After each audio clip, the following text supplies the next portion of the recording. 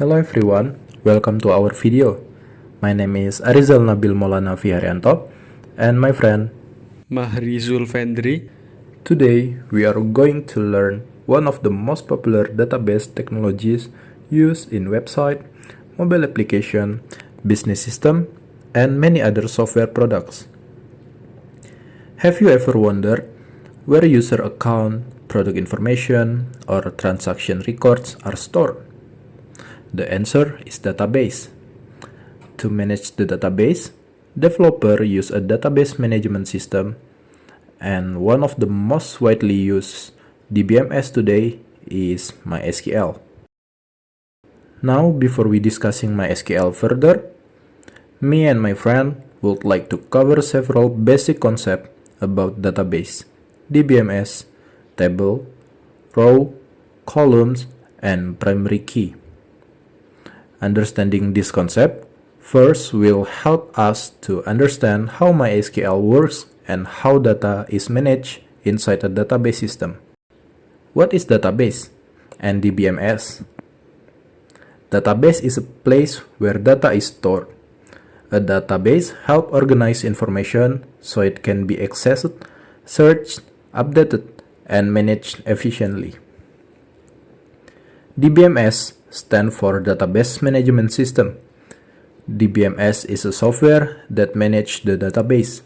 It allows users to create, store, retrieve, modify, and secure data. In this case, we are talking about MySQL, which is one of the most popular DBMS used today. After understanding what a database and DBMS are, let's see how data is organized inside a database. Data is stored in tables. A table holds one type of entity, for example, customers. Each table consists of row and column. A row is one of complete record. For example, one customer information stored in table represent one row. A column is one specific attribute of that record. For example, customer ID, customer name, or customer email. One of important concept, the primary key. A primary key is unique identifier for each row. For example, an ID column.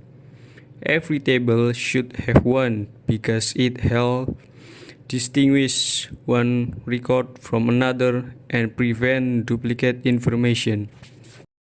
Now that we understand how data is stored and organized inside a database, let's look at how we can interact with that data using SQL. SQL commands are commonly grouped into several categories. Today, we will discuss about DDL, DML, and DCL. DDL or Data Definition Language is used to define and manage the database structure. Used to create a new database or table. Alter used to edit the structure of the table. Drop used to delete a table and all of its data. And the last one is truncate, used to delete all data inside a table while keeping the table structure. After creating the database structure, we can start working with the data itself. DML or Data Manipulation Language is used to organize and modify data content. Select used to get and view data. Insert used to insert new data. Update used to update data. Delete used to delete data. Besides managing data, we also need to manage who can access the data.